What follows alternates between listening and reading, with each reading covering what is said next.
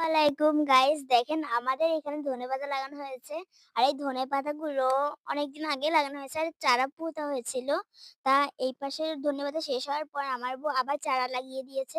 তাছাড়া এগুলি ধনেপাতাগুলো আস্তে আস্তে বড় হয়ে গিয়েছে, দেখতে পাচ্ছেন। তাছাড়া অন্যান্য বড় বড় গুলো এখনো খাওয়া হয়নি।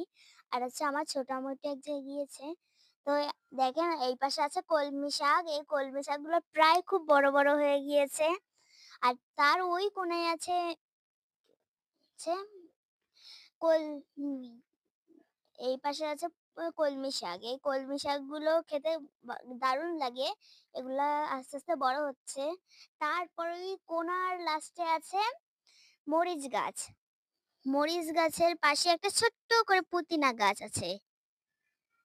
আর দুটো লেবু গাছ আছে, দেখছেন।